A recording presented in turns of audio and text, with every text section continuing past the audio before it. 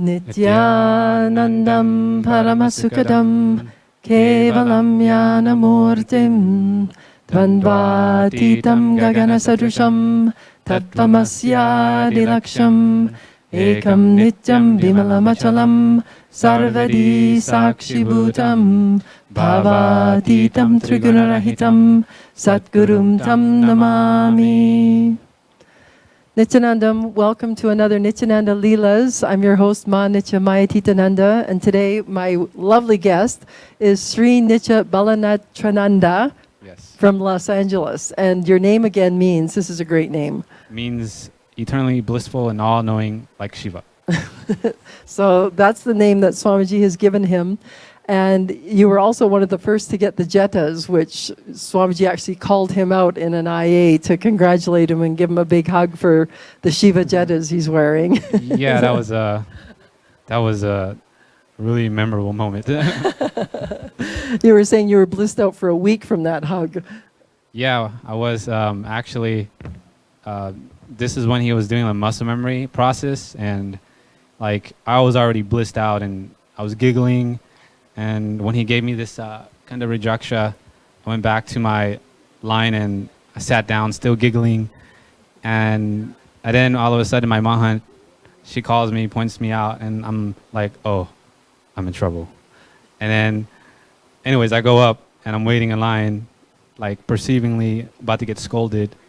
And finally, Swamiji says, nice Jettas, and I just start bursting in like laughter. I couldn't control it. Like my belly was like hurting.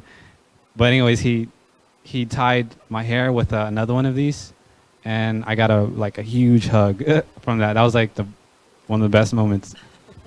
I tell you, when Cosmos gives you a hug, there's nothing more you need. Yeah. Now, you first went to Inner Awakening in 2011. Yes. And you have an interesting story because I think like a lot of young creative souls, you try and figure out, how am I going to get there? How am I going to get to this expensive program on the other side of the world? Yes. But you use the teachings and the processes, and you have a great journey.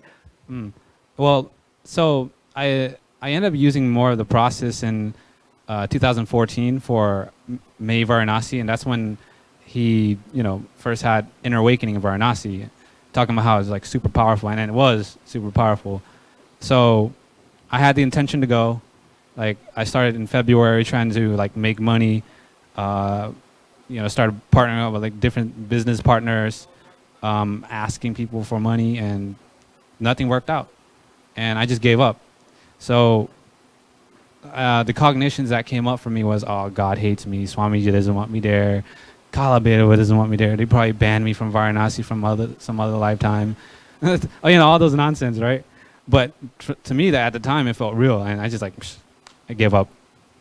And then like one satsang later, like maybe around like April or something, the commercial comes back on, and I'm like, oh man, I gotta go to Varanasi. I have to go to Varanasi, right? And by this time, I already deposited like $500, and I bought my plane ticket, and I still needed $5,500 to go. And to top it off, I didn't have a job. Right? So I'm like, oh, how am I going to get the money? And for those listening, this is really important to listen to, because this is what Swamiji talks about, the Maya matrix. Like the logical world that was in front of you showed you had no visible means of support. Yep. And you shouldn't be planning a trip. Yes. So, well, I did everything I could to show the cosmos yeah, I'm going to go. Bought my plane ticket, deposited money, got my visa, and matter of fact, the plane ticket was gonna leave on Monday, and it was like a Friday where I finally left my job, and I asked my boss, actually my ex-boss, hey, can you lend me money? And he said, hey, I'll let you know the next day if I could. So next day comes around, that's the Saturday. He says, no, I can't. And then now I'm falling back into powerless mode, like, oh man, I'm so stupid, I'm dumb, I should have never done this. Like, why am I doing this? And I stopped to think, like, wait, man, why am I doing this myself? Like, if I just give up here, my life would be like this forever. Like I said, no, I can't live like this. So I just decided, like, I'm going to, like, inner awakening has to happen no matter what, and that's it. I'm not going anywhere. I'm not talking to anybody until it happens. So I locked the door, shut off my phone, and I started doing, like, the completion process. I wrote down all of the incidents where I felt powerless, and I started completing it one by one by one. And from morning to, like, satsang time, satsang in LA is like around 5:30 p.m. at the time. So from like 8 till 5:30, I was doing completions the whole day. And this is when he also had Kalpadru Darshan, and he was leading everybody to the manifest what you want, right? So at the end of the during the meditation, I was visualizing money coming in, some guy handing me a check or whatever, right? $5,500. So after the meditation, I'm like super blissed out, like, yeah, I'm gonna get this. And then there's one last thought I didn't complete. It was more like a small worry, right, that popped up. Hey, maybe we should refund the ticket because we might not be able to make it. The plane ticket. Yeah, the plane ticket. I'm like arguing with myself. No. Yes, you should do it. No, you shouldn't do it. Yes, you should do it. And like unconsciously, my hand would reach out for the phone and dial it. First dial, failed. Second dial, failed. And this time, like, oh my God. From like the super high state of bliss, I'm dropping down to like the state of worry and fear. Like, man, how am I going to survive? What am I going to do? And in this like worry mode, I kind of like snapped out of it when I seen this picture of Swamiji on my desktop. I just started talking like, and when I started talking, I started giggling and laughing like, hey, Swamiji, stop playing around. Like, come on, man, seriously. Like, I'm done playing around. Let this happen now. And like the moment I did that, like I ended up talking to like a random friend, really old friend. I told him my story. Like we were just catching up. And I told him how I wanted to go inner awakening. And well, I guess the long story short, he said, hey, how much do you need? I said, I need $5,500. And he's like, all right, hold up. So he went to go check something. And then he said, hey, can you come to the temple tomorrow? And I was like, why? And he was like, well, I'm going to pay for you. And then I was like, what? Oh my gosh, no way. Is this happening for real? And I literally like just had to like cover up the phone and just jumping up for joy. Like, oh my God, this is really real. And the next day I drove to the temple and he like just paid for my inner awakening. And then the next day I was off to India. And because you already had the flight and the visa, right? Yeah, I already had the flight, visa, deposit, and you know, I guess it was like that decision of with the will persistence that made it happen.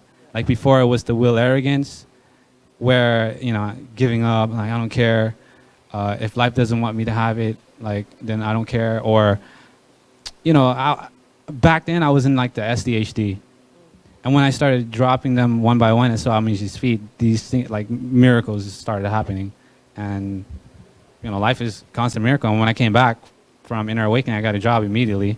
So that was pretty cool. Well, and that's what I found too when Swamiji asked me to come in 2010. I came and I wrote for 5 months. And then finally I knew the bank account was dwindling. I had all these bills that just were automatically being taken out of my bank account. And that was it. I had to go back.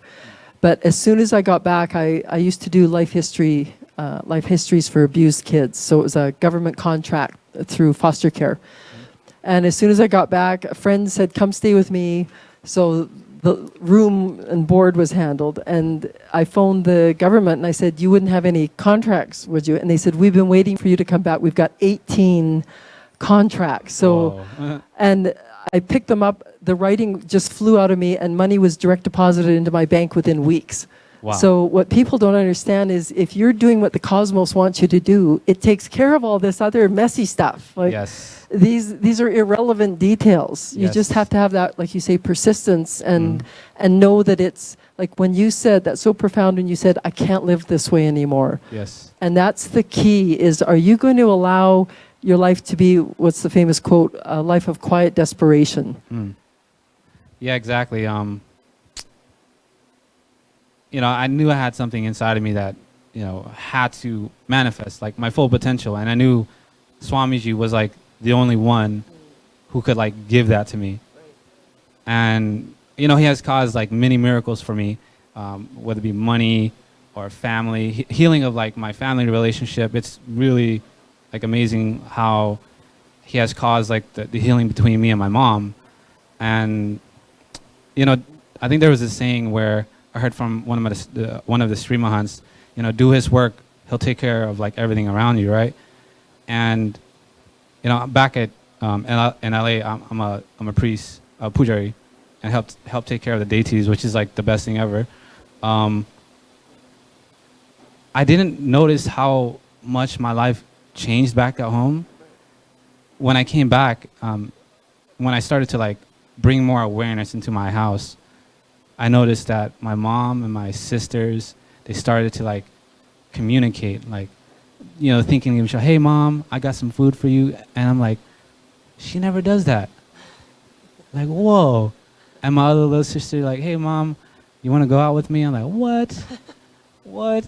Dude, this is crazy. I'm like, how is this possible? I'm like, all right, I'm just going to do Sangha work. So that was like, I don't know, it's just amazing, like just being with Swamiji. Well, and it's such a gentleness. Like, that's what I realize is when you're in his presence, it's Calabarava, it's massive energy. But when you take it into the outside world, it's this profound gentleness and love. And that's what I noticed too, is in my family, everyone became gentler. Yeah, I totally agree. Like, my family is like more considerate because I changed my lifestyle. I used to eat meat, and I became vegetarian as a result of Swamiji. And, they've been more considerate. Hey, let's go out and eat. We know you're a vegetarian, so we chose this spot for you, this and that. And I tell them, all right, I can't eat garlic, yeast, or anything like that. And they take into consideration, which, I really appreciate. So that's, I don't know, it's just like a miracle because me and my family just like fight each other, and now it's just like we're cool. So. Yeah, there's so many dimensions, and I think that's what Swamiji keeps enforcing is, I want to introduce you to you in all your dimensions. And a lot of us, we focus on usually the job, right? Outer world wants you to get that career going and prove to the world you're magnificent, and almost to the detriment of all the other dimensions of you, relationships or creativity or other things that you'd never think to explore because it's all about the money. Right. I have to prove I can make money or I'm worthless in this world. And I noticed Swamiji told a story once that he used to love to make deities, and someone saw him making a little Ganesh and said, I think he was young, and how long did it take you to make that? And he said, a couple of days. Well, how much can you charge for it? And it was like a couple of rupees. And they're like, well, then you'll never make a living at it. Forget it. And Swamiji said he couldn't believe that he stopped making these little deities because somebody told him it wasn't a prospective job, so stop it. And then it wasn't until years later here at the ashram that he started making them with the Gurukul kids again. Wow. So, those parts of us get shut down just through the course of growing up, I think. You grew up in Long Beach, yes, correct? Yes, I grew up in Long Beach. So Long Beach is almost that strange blend of people with no desire, they're just surfing. Yep, they're just chilling, no desire, no aspirations, no ambition, just video games and watching movies. But also what I noticed, I was up the coast for 10 years in San Diego, North County. So I was up in Encinitas. And what I noticed was that they were waving the spirituality flag, saying that they were doing all this because they're spiritual. That was their excuse for laying around and not doing anything. What? I didn't know about that. Well, and it gave me kind of a sour taste about people on the path because it just seemed to be an excuse to be lazy. And a lot of the new age teachers that were coming out of that district, that's what I also noticed was there was nothing behind them. Whereas with Swamiji, it's millions of years of sacred texts and teachings and agamas. Like, what was your first exposure? Was it at the LA temple to some of the Upanishads and Bhagavad Gita? First exposure, I would say when I first went to that meditation class in Long Beach, somebody named Sarvas Marana, which is who got me into it. She's like the best. She basically taught the life bliss meditation, and she told me about the temple, and she told me about going to like the programs over there at the temple, and I kind of put it off because for some reason it was like 6 a.m. I was like, I'm not gonna wake up that early. But one day I decided like, all right, I'm gonna go, and I went, and I had this powerful experience with Swamiji. Like the first time I met Swamiji, like, whoa, like hearing him like on the screen and him transmitting this energy, because I could feel the energy, right? This is what a lot of people don't understand. This is just a two-way video conference, and you were feeling energy. Yeah, I felt the energy. Like, well, see, walking into the temple, I already felt the energy. But then, like, having Swamiji, like, right there, it was like, just, I don't know how to explain it, but it was like I was drowned in an ocean of bliss. And then I decided from that point, all right, I'm going Inner Awakening. I booked my flight, and I left. And that's that's one of the incidents where one of my pivoting pivots in my life, where the healing with my mom happened. Feeling like I had this like victim image inside of me, like, and he led us through the completion process. And when I actually did the completion process, it was like letting go of a lot of gunk inside of me, and my being has never felt so light. Like my chest before, I didn't notice it, but when I did the completion process, it felt like I could breathe much more deep for the first time. And my mom and me were like so good. Before, she used to never help me out, right? Every time I asked for help, like, why don't you do it yourself? I'm like, those weird faces or whatever, right? And I used to be scared of asking her for help or whatever. But after that, I just started telling her my ambitions. Oh, I want to start this business. I want to do this. I want to be making this money so we could do this and that. And then she asked me, oh, how much money do you need? I told her, well, I need like $2,000 for like this software to like, make money online. And then she's like, all right, here, I give you. Then she gave me $2,000, and that has never happened. Like, wow, she just gave me $2,000. Like, dude, this is awesome. And that helped me create a business and help me like start creating a lifestyle that I wanted, which was having time to travel, to be with Swamiji, and to be at the temple whenever needed. And I know a lot of people, when I first came back from India the first time, what was happening in Canada was, oh, you've joined a cult, was the big, oh, you're in a cult. And I was like, no, cults are very specific. They control you, they shut you down. And what Swamiji does is he wants you to realize who you were born to be. It's not like we're here to all become robotic clones of each other. He knows why you incarnated. And so he's just here to help you, like, get the software, develop the business, expand in the ways that we were meant to expand. And, so many people have a wrong cognition that when you follow a guru, you have to just become like a robotic thing. But the fact is we're all unique. And right. We're just finding out what that means, like how we express it. I could probably say like people who think like that, they're the ones that like are stuck. Yeah. Because, if you want to succeed in any parts of life, you're going to need somebody way ahead of you, like a mentor. But Swamiji is like way beyond a mentor. Like the way I see it is like this. If you're going to tread a path by yourself, it's like having a 10 watt battery. But when you have like a guru, it's like having like a billion amp battery. It's like, pick and choose. You want the 10 or you want the billion? I'm gonna make it easy on myself. I'm gonna take the billion. Yeah, exactly. So. And another thing he has offered us is the Akashic readings. Yes. Because there are some questions that we have that is basically written in the blueprint that we came in with. And the amazing thing about him is he has access to the Akashic records. So he can just interpret for us, when you came in, this was your game plan. You wanted to be this kind of person. And all he does is clear up the confusion. It's like, oh, I thought I wanted to be an accountant. No, you didn't want to be an accountant. You wanted to do this. Oh, okay. So just getting rid of all that fluctuation. And I know I had some feelings about a past life that was shadowing this one. And he cleared it for me. He just went, yes, that was a past life. This and this happened, so you had to clear that karma in this lifetime. And it just explained why events happened, why I had to go through some trials and tribulations. It wasn't, because I'd taken a wrong turn. It was because I had to clear it. And like this whole completion process, we have to relive things to relieve them. And like you say, just that fear of asking your mother, that was probably something from being a small child. Yes.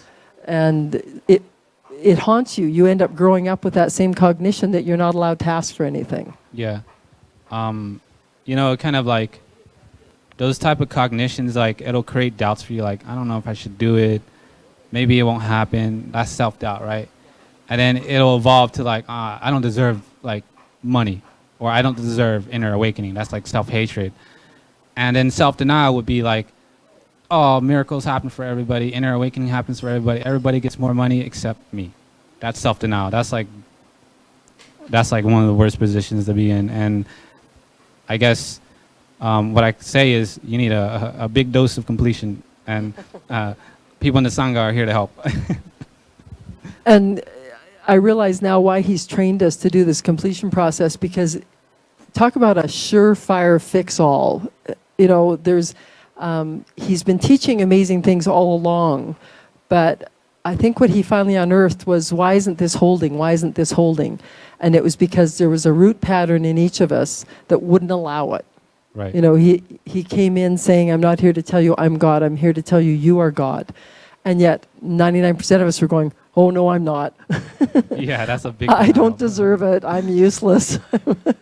And so he's had to scrub out all these inner spaces, and the completion process is it. It's that scouring pad that just changes that flawed computer program.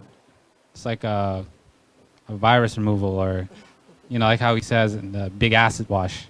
Yes. Finding the flawed, illogical programming that you've put inside yourself without, ever thinking about it. So here's a question for you. The first time you experienced Kundalini awakening with him, what was your response to that? Like, how did you physically? It's pretty funny because I was in India. Okay, the first time in Bididi, right? And I'm here, getting my Kundalini awakening. And the way I feel is like super blissful, like in high ecstasy, like I'm in like some different dimension. Like I didn't have any physical symptoms really, but when I observe other people, like, wow, they're weird. Like, are they like faking that? It's like, are they trying so hard to make, get attention of Swamiji or something? And then like maybe like a year later, when I started doing my completion process in the mirror, I started to notice like this churning in my stomach, like some energy. It's like, whoa. And I started like twitching, and I started having these physical symptoms where I started making fun of those people. Now I get it. Now I'm like, oh, I don't want anybody to see me have Kundalini awakening. So in the beginning, it was like very subtle, but now it's like you'll notice, like I'll just jump or something.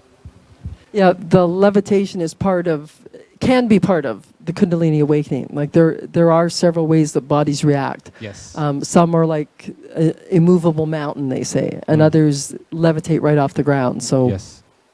Yeah, so it's important not to judge. For those of you coming to Inner Awakening, it starts day after tomorrow. Yeah, actually. Here in Bididi. And then if you've missed this one, the next one is the huge one in Trinidad, Tobago, which is in November, December. Yes, November 20th. November 20th, and it's spectacular. It's on the island. We've got a brand new brahmacharya from Trinidad, Tobago, and her sister is the Mahant there, and they've managed to find a Wow. beautiful location on the beach for us. So that's where Inner Awakening is going to happen. So if you've missed this one that's starting day after tomorrow, come in December or November, and just realize that a lot of times Swamiji will even have people put on an eye band just so that you're not looking around the room going, should I be doing that? This person's looking goofy. Every body reacts differently to that energy. And so he very gently tells us to just cover our eyes up and just pay attention to what's happening to you. Well, I think I remember Nithyananda, the last one in December. some people had their eyes open, and one of my Sangha brothers, Sahadeva, he like Swamiji's like doing his energy thing, right? And like he threw the energy and like he seen like this bright white light, and it was like sparkly, and I didn't see it because I think I was looking down. I was like, oh man, I missed it. But yeah, so I think he might have his open eyes. I don't know, but I'm looking forward to like some really cool spiritual experiences and an upgrade in my consciousness. Yeah, that's basically it. And what is happening with the cosmos that's been explained to us by Swamiji and many other teachers is existence is constantly expanding. And if you want to keep up with it, you better be expanding just as fast or you're going to fall into depression. So if you are dealing with depression and anxiety, there is a physical reason for it. The energy of the universe is shooting up at this height. And if you're just sort of maintaining at this level or even sliding down, then you're going to have some intense problems. So look into this. There's tons on our YouTube channel, Nithyananda channel. And with that, I want to thank you for a great visit.